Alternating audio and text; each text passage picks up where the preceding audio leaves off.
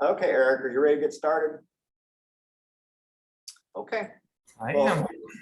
we want to welcome all of you to the Port Aransas Environmental Stewardship Lecture Series. The lecture series is made possible by a partnership between Texas A&M AgriLife, which I'm associated with, UTMSI, which is University of Texas Marine Science Institute, the City of Port Aransas, and Texas A&M Forest Service. So again, we welcome you here. This is presented the second Friday of each month, and we're excited about the types of presentations we're doing this year. Our presenter today is Ehrich. Ehrich is an interpreter and resource specialist with Mustang Island State Park, and we're very excited to have him here today. He's going to teach us about beach safety. His presentation is titled Beaches Are Wild, Have Fun While Being Safe. So at this point, I will turn it over to Ehrich. All right, thank you for having me. As you said, my name is Ehrich, and I work here at Mustang Island State Park. And just a quick little bit about myself. I'm a Corpus Christi native. I've been here my whole life. I've got some deep roots here on the coast. And I grew up coming to Mustang Island State Park as a child. And my background in education is that I have a bachelor's degree in marine science from A&M Corpus Christi. And when I started my position here at Mustang Island, I started off in maintenance, mowing grass, cleaning toilets, and helping people get unstuck from the sand. And I was thinking that this was going to be my stepping stone to get into coastal fisheries. That was my passion while I was in college. And when I started working here, I didn't really know what an interpreter was. I mean, I've seen the stereotypical ranger giving the talk at Yosemite or Yellowstone, but I didn't know the state parks had them. And I got to know the previous interpreters pretty well, and they kind of took me under their wing, and I shadowed them for a good while. And I realized that they have the best job in state parks. It is pretty sweet. I get to talk to families about all the cool creatures that we see here at the beach and keep them safe while doing so. And people come to the state park or Mustang Island because it's not a swimming pool. It's not sterile. They want to see fish. They want to build sand castles. They want to see the sea turtles and the birds and all that stuff. And along with that, there are some hazards. So we're going to talk about some of those hazards, how to mitigate them, maybe some things that you might want to put in your beach bag. The first thing you should know when you go to any of the beaches is that ocean currents are deadly. You need to know what the conditions are in relation to what your abilities are. So most people think I'm a great swimmer when they're in a swimming pool. And then they get in the ocean and they feel some of those currents, namely the undertow and the side shore current, and occasionally a rip current. And they don't know what to do when they experience those sensations. So let me show you what you should be aware of when you get to the beach. You will see the flag warning system.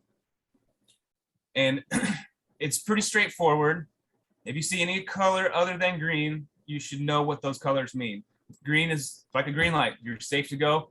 And I'll say that in my experience, that is a very, very rare flag to see on the coast. That would mean that the waves are flat, the wind is very light, and there's no currents to necessarily worry about. Very rare. The next flag is the yellow flag, which means calm to moderate water, but it does not ensure safe water. The waves can be a little bit more moderate, but still, when you're at the beach and you see a yellow flag, if you're a great swimmer, you need to worry about your children. If your children are near the water, never turn your back on the ocean when you have a child in the water, even if they're just in knee-deep water.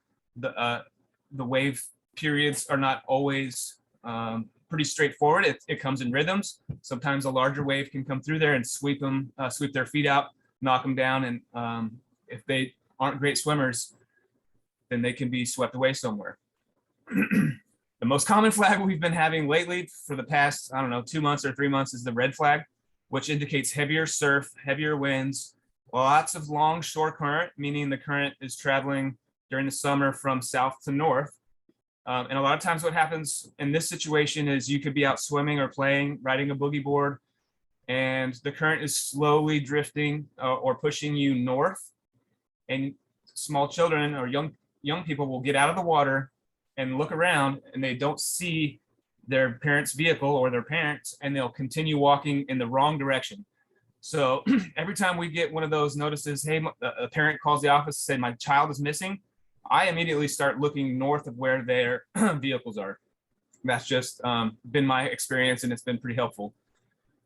The other thing is, if you do get caught in one of those rip currents, you need to swim parallel to the beach, which is the quickest way to get out of the rip current. You're not going to fight a rip current. And I've had this debate a lot with some people about rip currents and where they see the rip current. And fishermen say there's a rip current here because you can see the waves kind of converge and then the water pulls back out. And in my experience, that's not very common unless you're near jetties. Anytime you're near jetties within 10 to 30 yards, there's going to be a rip current along the jetty, because as the side shore current hits the jetty, it has nowhere to go but out. So it's always going to be going away from the shore.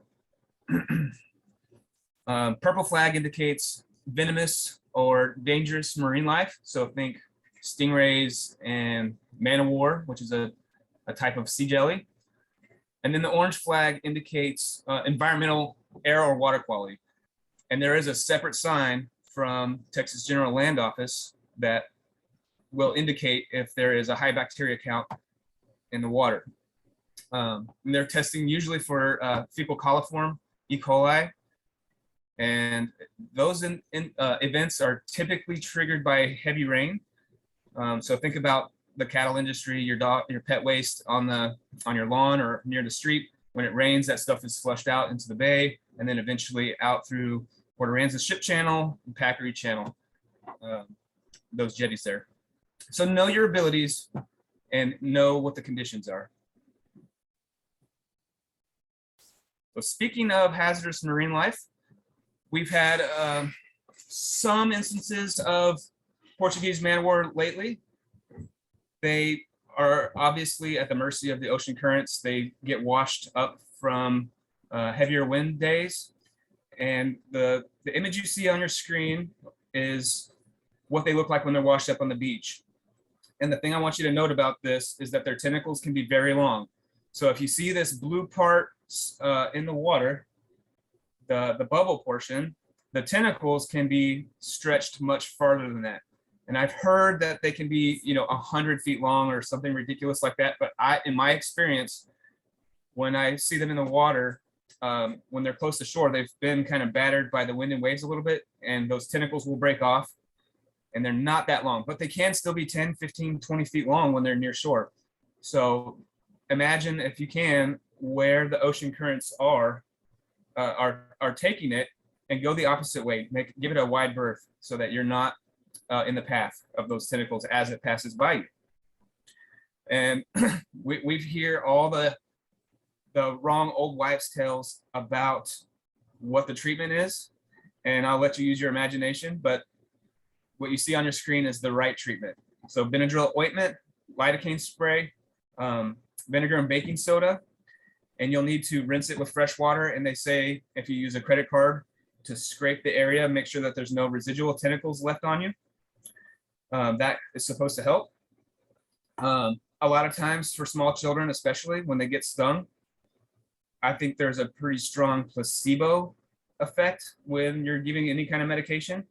When I was a kid, here's just something anecdotal. When I was a kid, my dad would just put wet sand on it and just leave it there for 10 minutes until I was so bored that I would just ignore the pain and go play some more.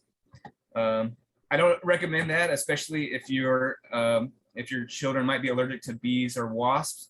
You're definitely going to want to get some Benadryl on there, and maybe even seek professional help from an emergency situation, emergency doctor, or urgent care. But they're not fatal. We do not have any fatal jellyfish or sea jellies in our area, but they can be very painful, especially for small children. Up on your screen now is some other varieties of jellies that we see in our area. Some of them pose no threat at all. The two on the left that you see, the top one is a cannonball or cabbage head jelly. And while you can touch the bell portion or the round part on top, the tentacles underneath do secrete a mucus, and it can irritate, but it's nowhere near as bad as the Portuguese man-o-war. And below that one is another harmless type sea jelly called gooseberries, which don't get very big, but they're in the comb jelly family.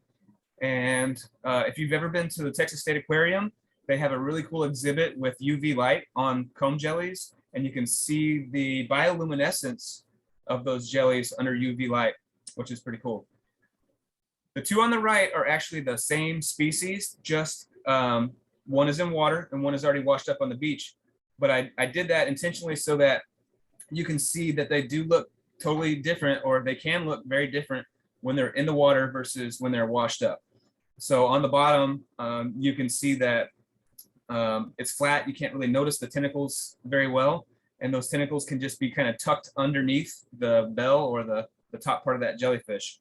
And those tentacles on the sea nettle, sorry if I didn't say that already, the sea nettle jellyfish on the right is rather painful. And in my experience, it's pretty close to the Portuguese man-o-war, which is said to be the worst. Other hazardous marine life, of course, is the stingray. And every summer we get 2 or 3, maybe 4 or 5 instances where a visitor reports one or being stung by one.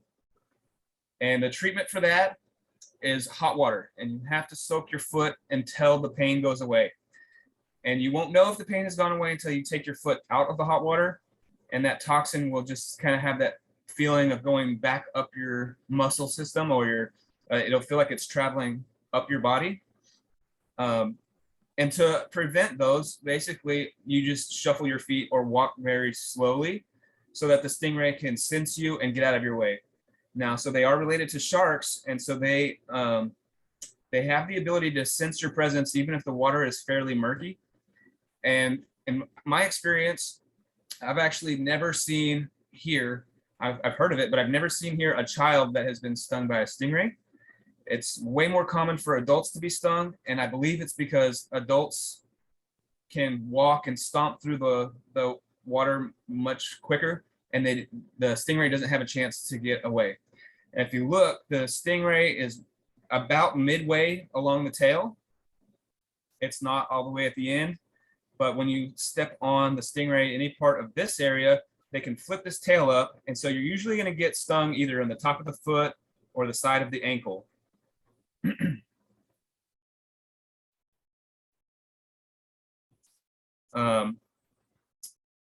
If you ever end up catching a stingray when you're fishing, a lot of times it's going to be nerve-wracking because they'll flip this tail all over the place trying to find something, and it can be really hard to find a way to get the hook removed.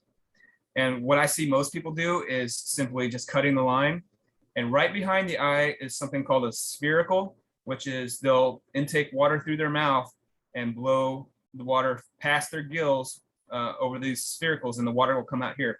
You can kind of stick your fingers in there and drag it along back to the water if you want to release it.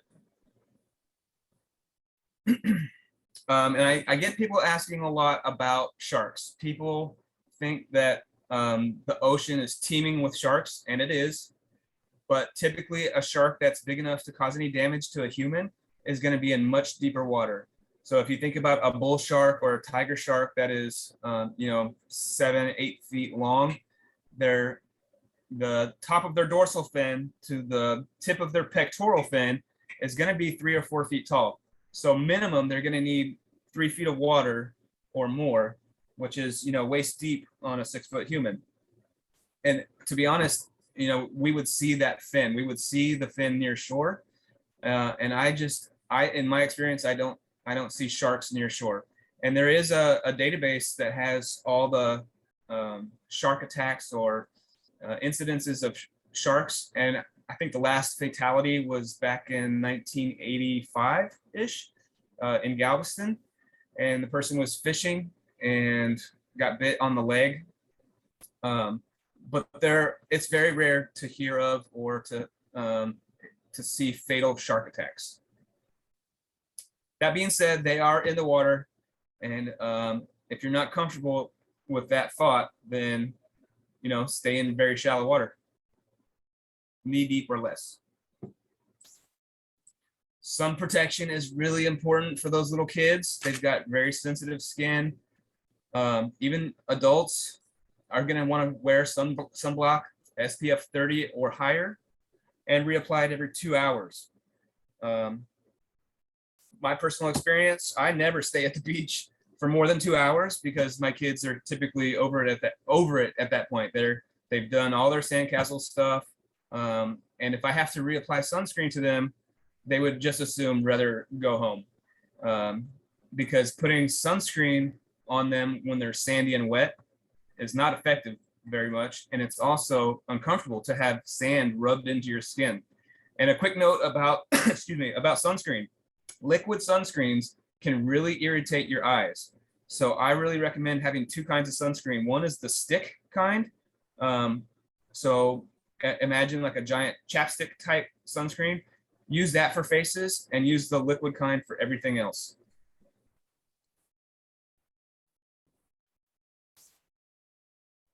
Now, to get into resource protection and things that can make your beach visit more enjoyable, think about how well you would sleep with sand all over your body.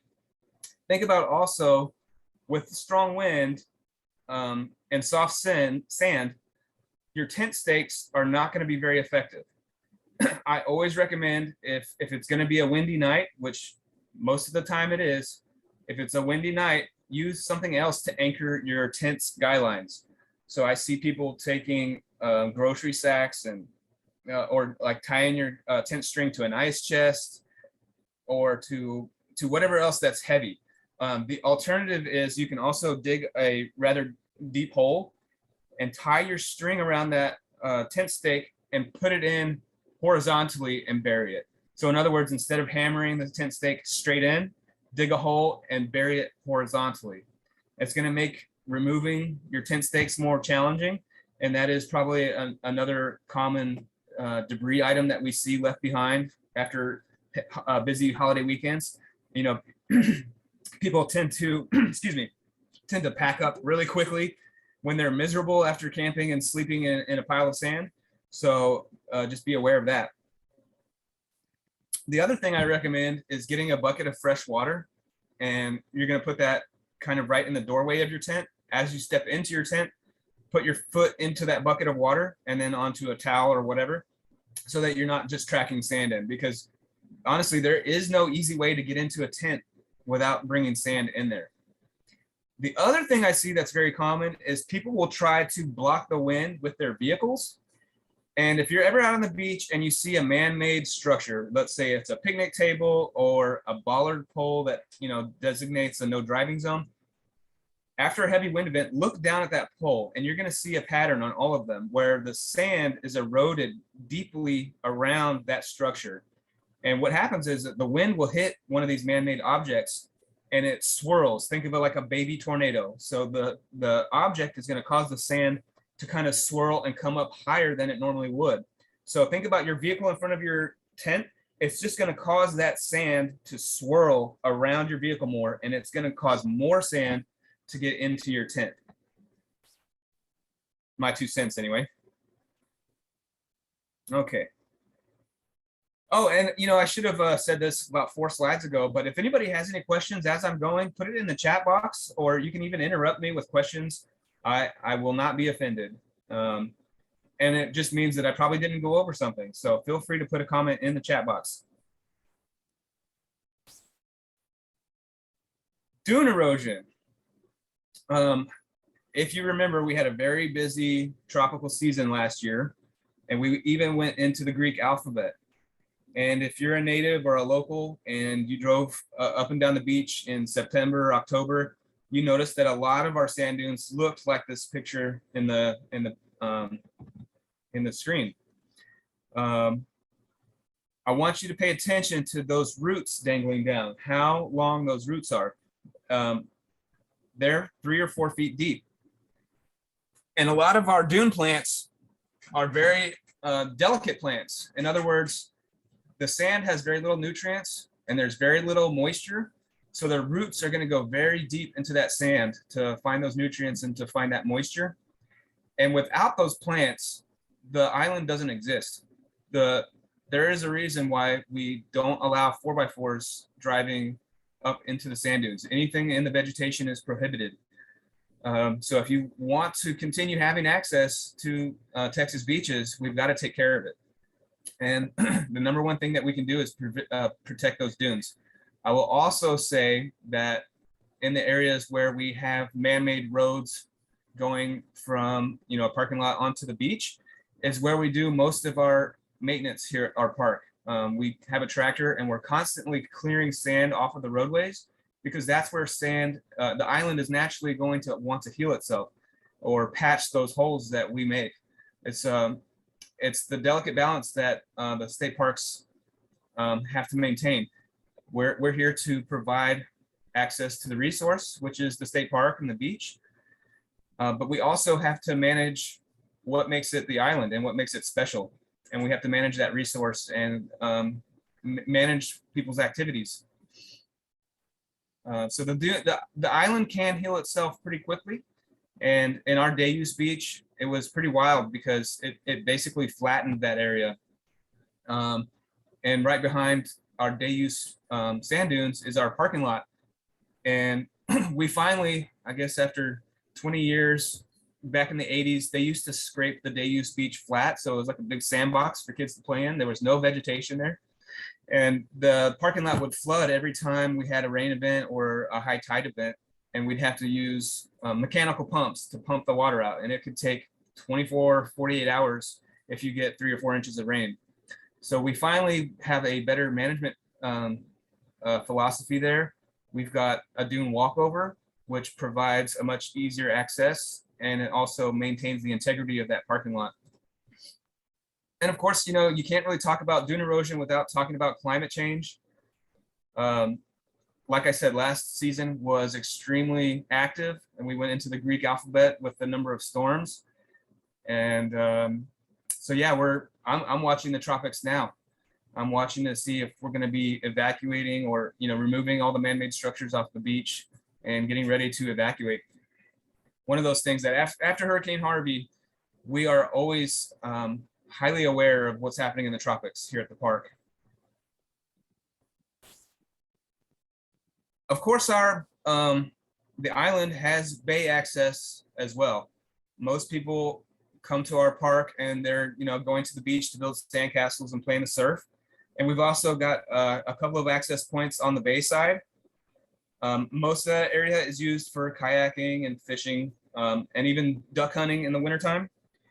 And you'll get people that want to test their abilities, their driving abilities and the abilities of their truck. And you end up with resource issues on the bay side of the island as well. The bay side of our island, the access points are all dirt roads.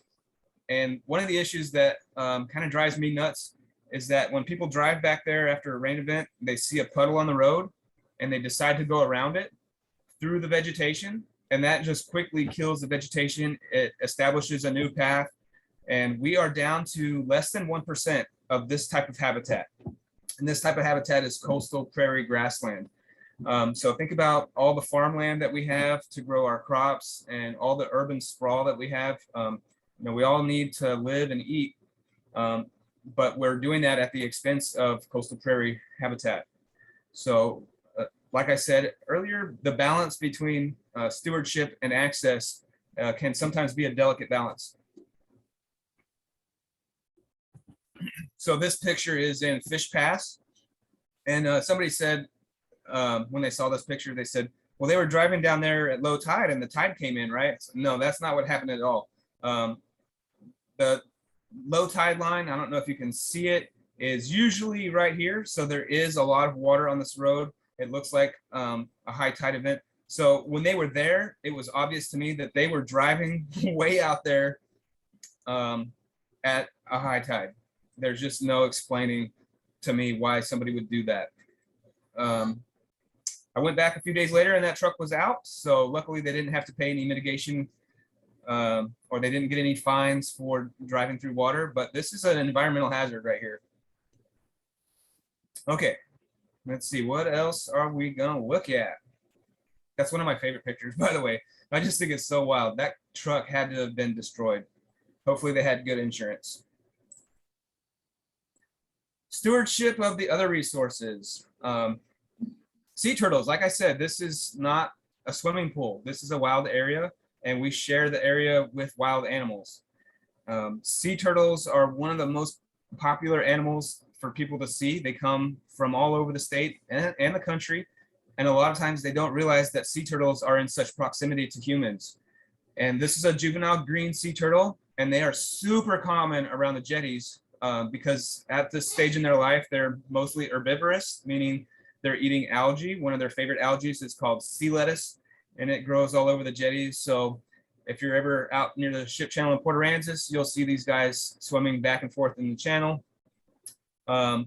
And what this turtle was trapped in is a throw net or cast net. And when we got the call, they said, yeah, it looks like there's a turtle under the water, and it's just been in the same place the whole time. And when we got there, it was barely able to stick its head above water to get a breath. And this big heavy weight or net was trapped around its body. And I want to admit right now that looking back, there are several things that I should have done differently. One, I should be wearing gloves because you can give them diseases and transmit from turtle to turtle. And you just never know how you might introduce something to their populations. So I should be wearing gloves.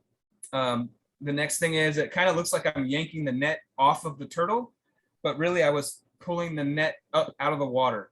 It was stuck on some of the what they call geomat, or those puzzle piece blocks that were at Packery Channel.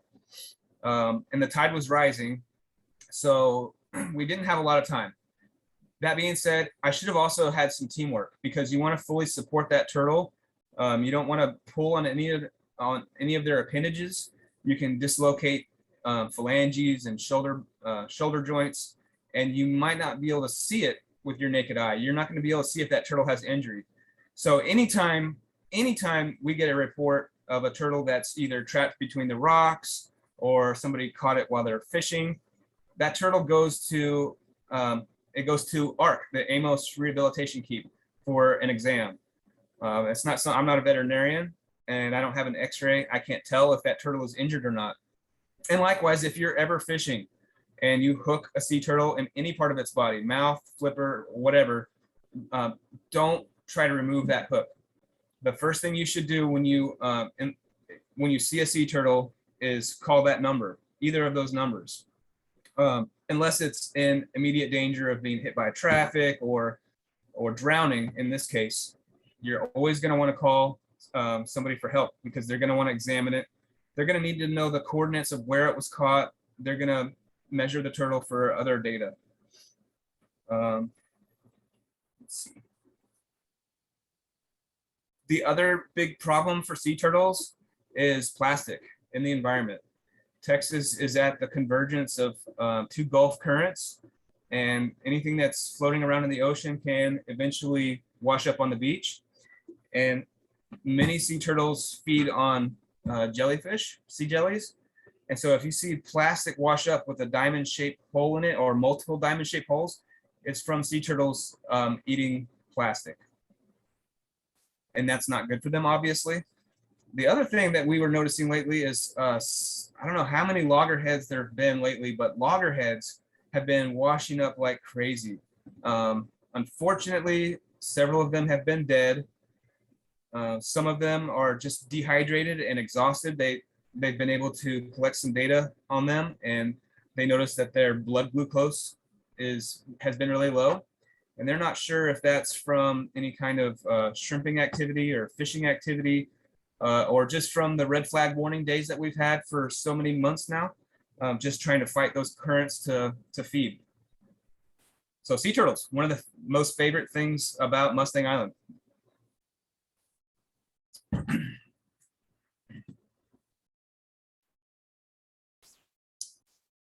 Okay. There's a few things wrong with this picture as well. Dogs must be on a leash. There are several dangers to them and those around them. So dogs can get hit by cars. They can get in fights with other dogs. And of course, people love to bring their dog to the beach to exercise them. And I see people, they'll toss a ball out in the water for, their golden retriever and their yellow lab. And for the most part, that's not that dangerous. If a dog is obsessed with the ball, they're not going to be worried about birds. But at the same time, a lot of those hunting type dogs are really keen to go explore the birds that we have on this island. And especially during the winter months, we have several bird species that are using this as a stopping off point, and they have migrated thousands of miles to be here, and they need to rest while they're here. So you need to keep your dogs on a leash at all times, and you can never leave them unattended, and you need to clean up after them. Just simple as that. Nobody wants to walk on the beach and step in something on accident, right? And I'll admit something else. This is my family. This is my daughter and my 14-year-old pit bull, and she is not on a leash. If you look at the spot that's normally around her eye, it's very gray. So she just crawls into the truck and goes to sleep when I take her to the beach. But we all should be setting a good example and keeping our dogs on a leash visibly. For one, you don't want any interaction with park rangers, because we will stop and tell you. One of the other major reasons people come here in the wintertime is to view shorebirds and water birds. And, we're again providing that balance of access to the resource and protection of the resource. But keep your dogs on a leash.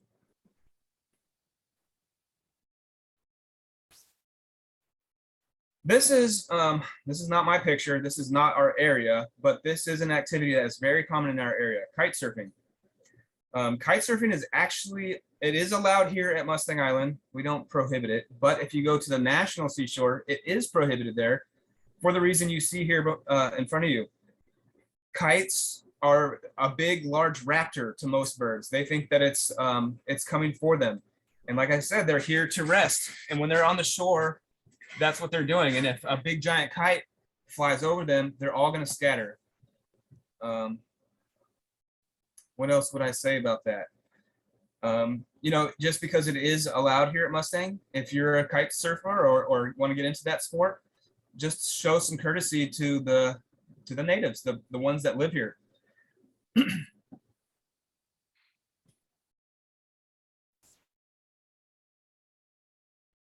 Huh.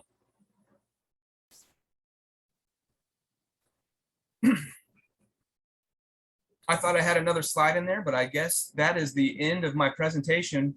But I'm here for another few minutes. So if anybody has any questions at all about the presentation or resource management in general, please put it in the chat box or interrupt me on the audio. Great presentation, Eric. Hey, are jellyfish still dangerous after they've washed up on the beach? Great question. Yes. For several hours. And the interesting thing, I didn't go over this. The Portuguese man-o-war that we saw is interesting. All coral, anemones, and jellyfish are in a family known as cnidarians. And many of them can sting you.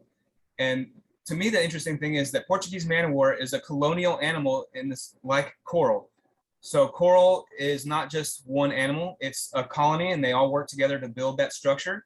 And it's the same thing with the Portuguese man-o-war.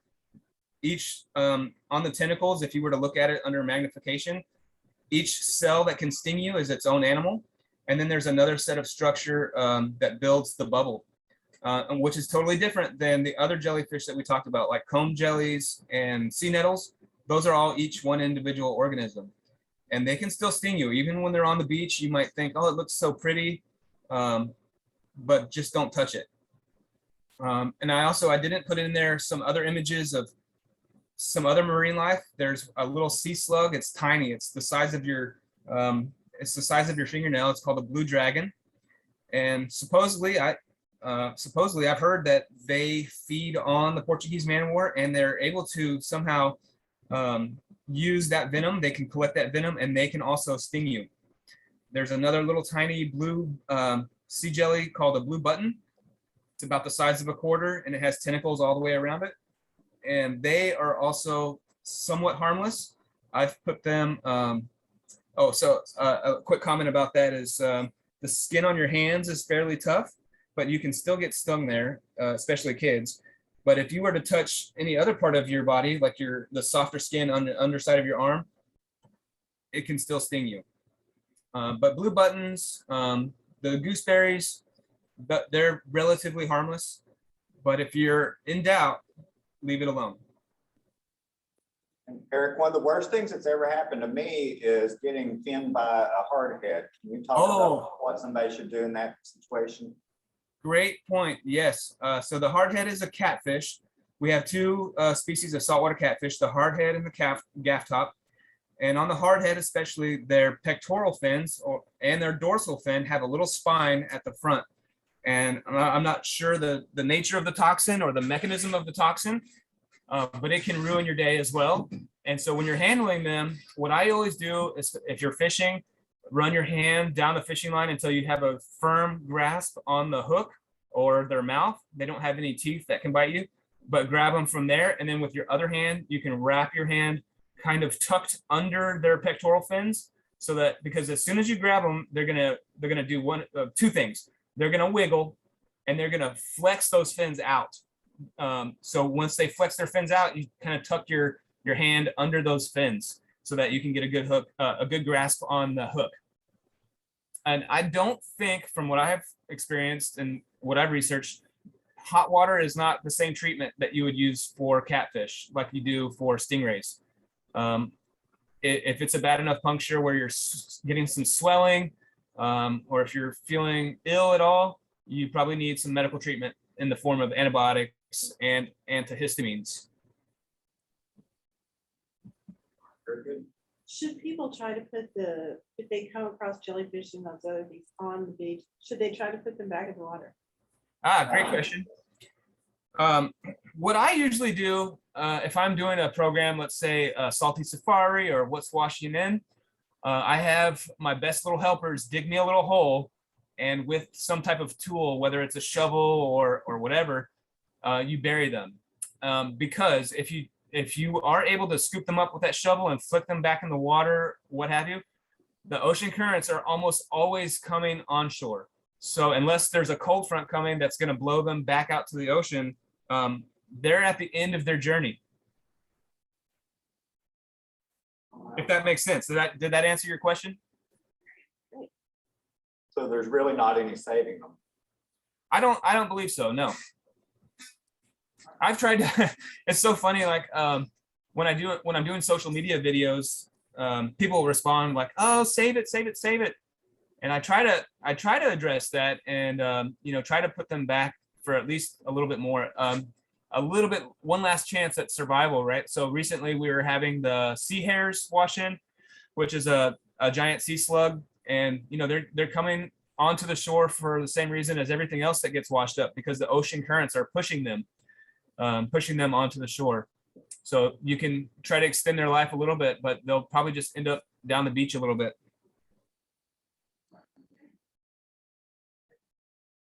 Any other questions? All right. Well, I think we're good to go, Eric. We really appreciate you coming in Thank today you. and giving us all Thank you for having me. Can you recap one more time the things that people maybe want to pack in a bag when they go to the beach? Right. So the vinegar is the most common thing. Vinegar and baking soda, if you care to have the combo. In my experience, the vinegar itself is usually enough. But if you have some opposition to vinegar, Benadryl ointment works pretty well. And at our gift shop, we also sell a sting relief spray. I think it's $8 or $10 for a little tiny 2-ounce spray bottle. If you can see this, inside this little container is a bunch of botanicals. So, like I said earlier, in my experience, I think it's kind of a placebo. And most jellyfish stings don't last more than a couple hours tops. But it's got all kinds of cool stuff. Like dandelion and chamomile and some algae extracts. Yeah, it's lavender. So yeah, it's pretty cool stuff. If you can see that. Sting relief spray. Very good. I've always had really good luck with the vinegar and baking soda, so. Right. Anyhow, we appreciate you presenting for us today and educating us all on some of the things that maybe we don't think about when we're at the beach. Appreciate you so much. Thank you. All right. Y'all have a fantastic day, and we hope to see you the second Friday in August. Sounds good. I appreciate it. Y'all be good. Do you have a listing of like the future presentations? I might have Like, an is extra there one. one about more about dunes and like? I might have an extra one in my snakes bag. and- Let me see. Oh, we've got all kinds of junk all over the place. Yeah, I do actually. Okay. Oh, you can't have Well, that one. is it though. online or something? Maybe I could just access it. No, I there. can give it to you. Okay. I actually ran these off because I was planning, we have a gardening class at the YWCA. Oh, And I was working with them. I printed all these off so that we could sit down and brainstorm and come up with the next schedule. But I happen to have a copy of the Port Aransas one in there as well. excellent.